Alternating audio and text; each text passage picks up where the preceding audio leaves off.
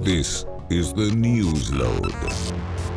Hi, I'm Carrie Anne Stevenson, and today we're here with Newsload, and I am so excited to be able to interview the incredibly talented impressionist, Jim Meskimen. Hello, Jim. How are you today? Good morning, Carrie Anne. I'm fine. I'm just waking up a little bit. So, Yeah, it's early in, where are you, LA? LA, it's 8 a.m. It's not that early, but yeah, I've been working lately kind of late. I'm narrating an audiobook, so I push it. I work until about 11 and then try to go to sleep. So And do I you was narrate dreaming. I was it in dreaming. your I was just enmeshed. When you wake up and you're just still enmeshed in a dream, and I was like, God, I was at this Comic-Con and I wasn't getting a lot of attention. Like, oh, I hate this. This is terrible. Aw. Oh, it's, Johnny ridiculous. Depp was in the corner and you were getting ignored. Exactly. It's like, who is that guy anyway? I've never seen him in anything. When you're reading your audiobook, are you reading it in a normal voice or are you doing it in an impression? Well, this particular one takes place in South Carolina, so I have chosen to make the narrator just a little bit Southern. And then there are some characters that are downright Southern. And then there are people that moved down to South Carolina from New York, so they talk a little like this. So it's subtle there. I'm not doing impressions necessarily, but I've done many audiobooks where famous people in were impersonated. That was the desire of the publishers, and that's why they chose me. I did a series of mysteries that took place in the 30s and 40s and featured a lot of, always had a different kind of old-timey celebrity in it. And so, yeah, so I went to town on it. Fabulous, fabulous. Now I know that Patrick Stewart is your favorite impression, but what is Yeah. your favorite accent? Well, I think just the ordinary, I guess you'd call this the London RP, and you're from London, Ontario, which I don't think they speak like this. So, I mean, it's not too far from Patrick Stewart, but most of the time, I mean, if I'm given my druthers and I'm just walking around trying to make sense of things. The thing about the British accent is it's very much moored to trying to figure things out and be sensible. And if you've made a hash of your life or you've got too much stuff on your desk and you're trying to clean it off, it's good to go around and say, no, right, what is this? Where does this go? But Absolutely, absolutely. it It's changes. sort of an intelligent accent, you know, you feel smarter when you're English. You feel smarter. You just feel smarter. But then sometimes you just gotta just say, honestly, I don't know what we're gonna do with this. You tell me. My wife and I'll get together. She's got a kind of a uh, her family is from the Carolinas. Like her grandmother was from North Carolina, and her mom was also from Carolina, grew up in Carolina. So we'll just hillbilly it up sometimes, just because life is just it gets too complicated, and and we'll just bring it all down to brass tacks, and yeah, it's fun. It's fun. And do you find a villain is more Russian or German? Is that more the villainous accent? No, not necessarily. I mean, of course, it depends on the villain, but even that British accent can be very villainous at times. You can be very unsympathetic as well. Part of being very intelligent, I think, sometimes is being tremendously unsympathetic, which might be lead to, well, you and your family can just go down this hallway, and that's where you'll be euthanized.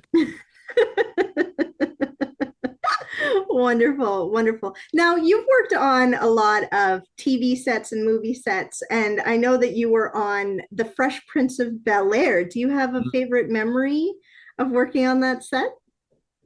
Well, the first opportunity I had to work on that, I had a friend who I knew in high school who went on to become one of the producers of Fresh Prince. Apparently, he always kind of had a little bit of attention on me and was following my career somewhat, and so he invited me to be a guest star on the show the first time I worked on it. And he knew that I did impressions and that I was an improviser, and so he thought it was a good pitch. And we even really were going to try to do a spin-off series. So the first episode that I worked on as his teacher, Will Smith's college professor, I guess he only went to college a very brief time because I only only did one episode as that character. Was the most rewarding and the most fun because I had a lot to do. You know, the thing with being a guest star on a sitcom is, you know, you go through all the pain and struggle of auditioning and getting the job, and then you maybe have one scene, and it may not be a very big scene. It may be, "Oh, doctor, you're here. There's all these messages. By the way, I let your dog out because he was clawing at the trash can again. Oh, thanks, Milton." And that's your role, you know, and you're like, you work just as hard as anybody else. You get paid a fraction. And, you know, when it's on TV, it's like, and it's over. So this was I had multiple scenes. It featured me very well. I got to do impressions. I got to work with the star. I got to have the joke every now and then. That's another thing guest stars don't usually get to do. They don't usually get to have the punchline. Usually that's up to the leads. So, you know, it had all the trimmings, and it was a very pleasant experience. And Will Smith was still quite new on the scene. I think it was, I don't know, 2 or 3 seasons in, or maybe just two. I should look that up. And you know, he was not a film actor yet at that time. I'm not sure he considered himself an actor yet. You know, he was still kind of learning the ropes on a show that he basically got kind of handed to him. I don't know if you've read his book, Will. I finally read parts of it, at least parts of it about getting that series. And you know, he had that successful rap song, maybe more than one. And Quincy Jones just really fell in love with him and invited him to a big party.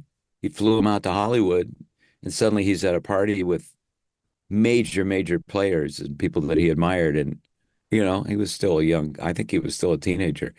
And you know, and then Quincy said, "Hey man, you know, you should do this. You should do this series. Why don't you audition in front of everybody, you know, at this party?"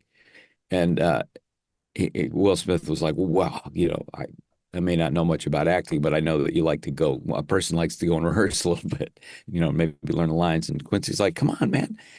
Everybody's here that can hire you. There's all these executives from the network and stuff."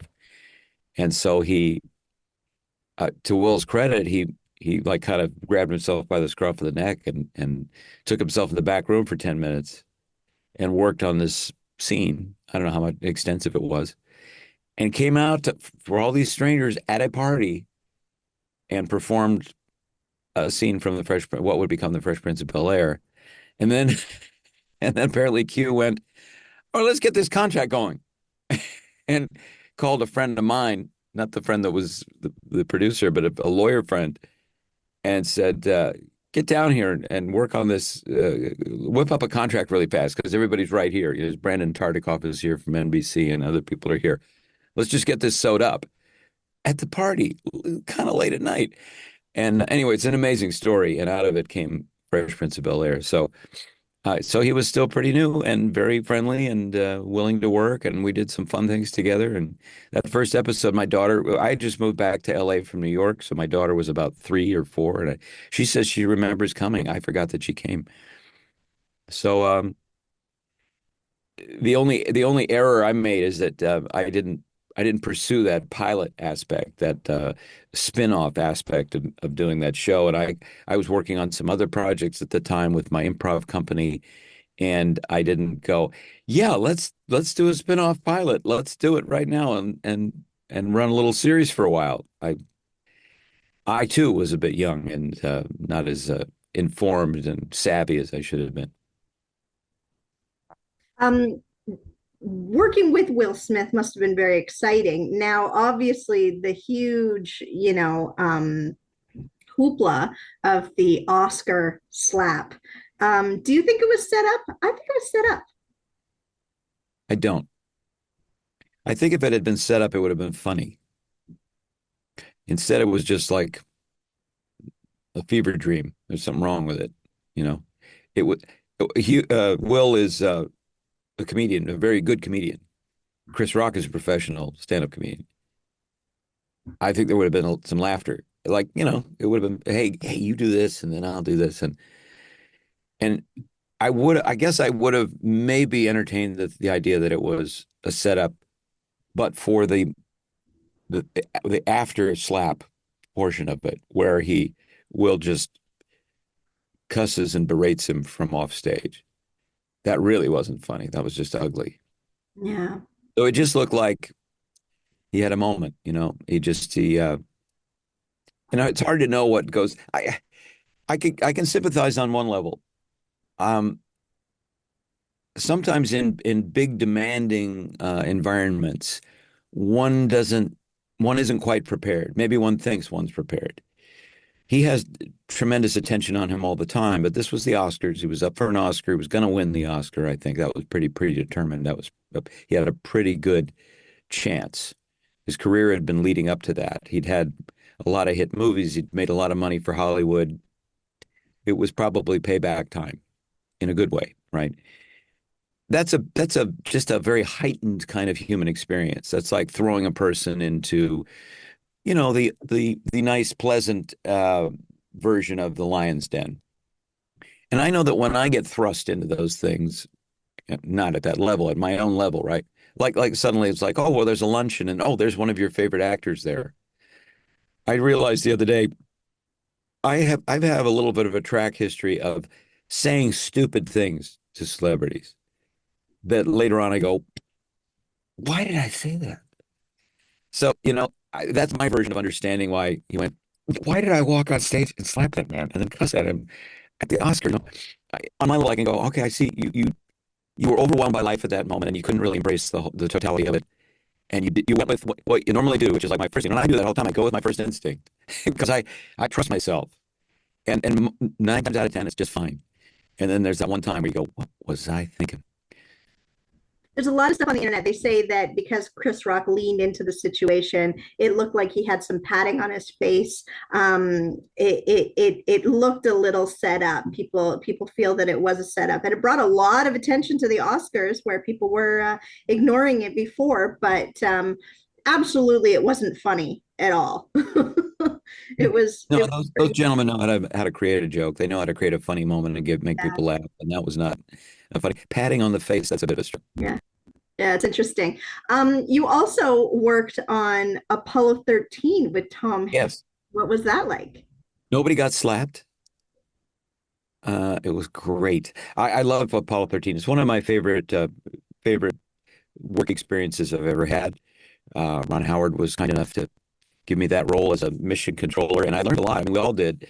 The mission controllers worked for about a month, and we had to be quite a bit of information beforehand. We listened to tapes back then.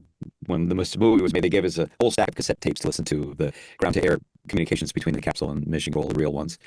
And we studied and we read up and we talked to Jim Lovell, who was the astronaut who Tom Hanks portrayed. He came to the set and gave us a big briefing first day. And we talked to our two advisors who had been young men and old men, now in their 60s, that were there every day and ready to answer questions. And two nice Texas guys who, were just really charming and wonderful.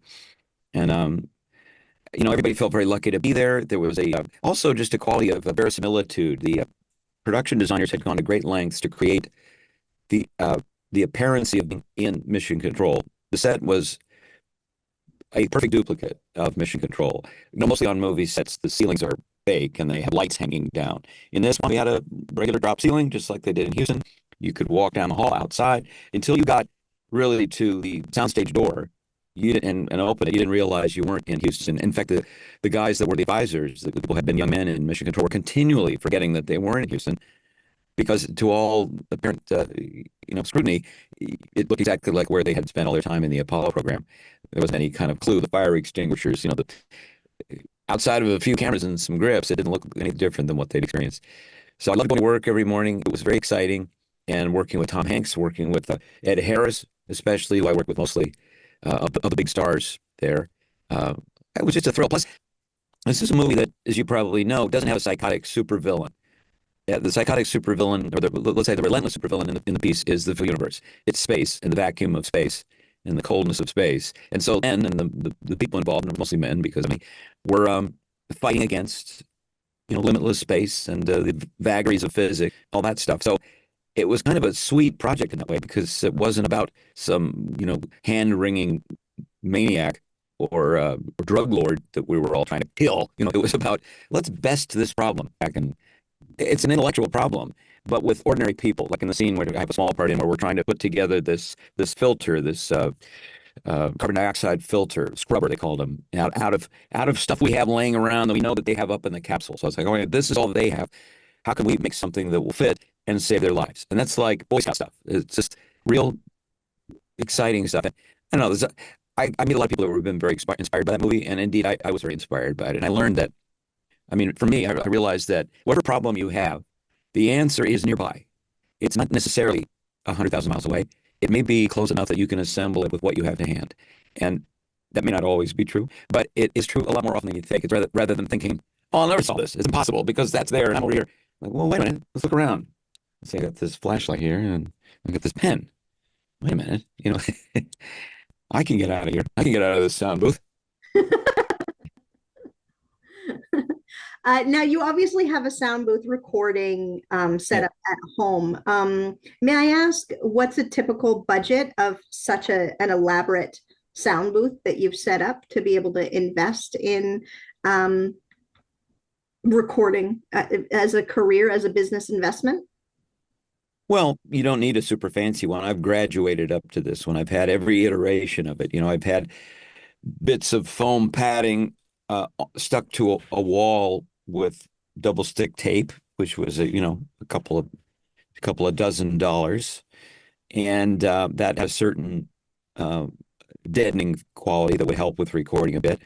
When I really started to work professionally and like for publishers on a regular basis to do audiobooks and to do commercials and stuff, I found that I needed something a little better, and so I actually there was a publisher called Tantor Audio. I don't know if they do this anymore, but they used to offer a deal where if you worked for them and you did X amount of books, like I think 12 books, they would help you finance a decent booth. It's not the booth I have right now. It was a little smaller, but it was good, and it would knock down the sound quite a bit so that if you just had ambient noise, it wouldn't distract from anything. If you had your gardener come and was using a leaf blower, sometimes you had to stop, or a Harley Davidson going up and down your street or something like that. But for the most part, it was good.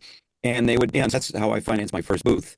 They would pay, I think I got paid half of what my rate would have been, and the rest of the money went toward the booth. So by the end of the year, I'd made a little money, and I had a booth that I could keep.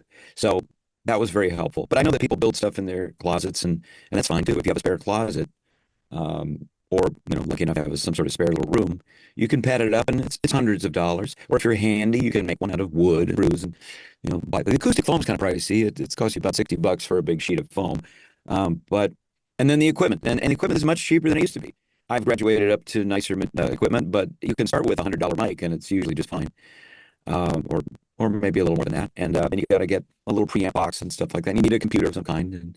But in the old days, this was like prohibitively expensive, and you'd have to spend starting out probably $10,000 to get something that would be actually perfect. But now I think you can do it in for probably less than $500, maybe if you have a closet. Cool. Now, out of all the celebrities that you've worked with, who was the one that left you starstruck? Oh, I've met quite a few that left me starstruck. I can say that I remember very much being tremendously starstruck by John Travolta. I worked with him a couple times, and I've almost gotten used to it, but he's sort of a massive, isn't he? He's sort of a massive personality, and a big star. I wasn't ever very comfortable around Hanks. I didn't work with him that frequently, and he was, and when I say comfortable in terms of like, not saying something stupid or vibrating too noticeably near him, he was at the height of a certain segment of his popularity. Like, I think he was coming off of Forrest Gump when we did Apollo 13, where Forrest Gump was in the theaters when we were shooting, and I was like, just like electrified by his presence, because that was such an amazing film, still an amazing film.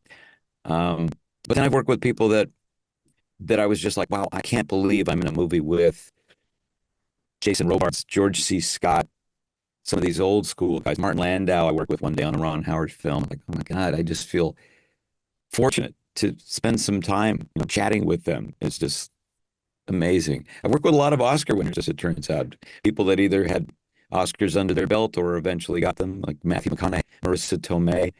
My first film was with Marissa Tomei. My first scene in a film was with Marissa Tomei, a movie called The Paper, and I was super nervous. And even though I've been in front of cameras a lot, I've done a ton of commercials. It's not the same. It's not the same. You're not acting quite so much. You're kind of going, oh, this is a great product, like, okay, fine. But acting with her was turned out to be a great pleasure, but I was extremely, extremely nervous. And she's a beautiful, gorgeous, talented, young Oscar winner. I'm like, okay, and I'm just doing this little over the table scene with her at a bar, and oh my God, it was great. Amazing, amazing. I adore Marissa Tomei. She's Oh yeah, super cute. And I find that Tom Hanks has the best yell in Hollywood. Like his yell is so incredible. Yeah. Yeah, he's got a interesting shaped head. When I was working on The Grinch, I spent a lot of time in Rick Baker's special effects studio, which is gone now, but Rick Baker's still around, but his studio, he dissolved it. But special effects makeup has almost gone the way of the dodo. It's all done digitally so these days and done in a different way. But anyway, I spent a lot of time in his lab, and there were all these heads, plaster castings of various celebrities. There had to be dozens of them up on the walls in this one particular room where the casting was done. You have to have your head cast for various projects. I had my head cast for The Grinch. And so I'm looking it up, and they're just plaster. It's just plaster. There's no eyebrows and flesh painted on them or hair or anything. And it's just a bunch of celebrities looking like this with their eyes closed, like they're sitting in the morgue. And you don't just with that information, it's basically their surface area, right? And you're like that. And it's a kind of guessing game. You go, oh, that's Robert Downey Jr. and that's Peter Lorre, and they're all out of time and out of phase. And you're like, it's a fun guessing game. And I remember looking and going, who is that? And the guy said, that's Tom Hanks. I'm like, what a weird shaped Hanks has. It's just a weird shaped noggin. And it's kind of bigger here and thinner in the middle. It's almost like a peanut kind of. I mean, I'm joking, but it's to my eye, an unusually shaped melon. And I remember thinking, well, maybe that contributes to the unusual quality of his voice, his tonality. And because the head, our equipment, our architecture has a lot to do with how we sound. And so I've always thought about that as being a determining factor. Phenomenal. Wonderful, wonderful. Tom Hanks has a peanut head. That's amazing. Well, I can't thank you enough for your time. I'm such a huge fan. I think you're incredible. Were you able to meet Patrick Stewart? Unfortunately, not yet. I look forward to it. We've had some close calls. We've been in the same city block, and it's only a matter of time, I think. I think so too. Bad news for him, good news for me. Wonderful. Well, Jim, if you could do one last thing, if you could say it loud, say it proud. I love Newsload. I love Newsload. Oh, even though it's a kind of a dicey name, but I love it. Thank you so much, Jim. I appreciate it, and I wish you all the best. Thanks so much. Appreciate it. Bye. Bye-bye. This is the Newsload.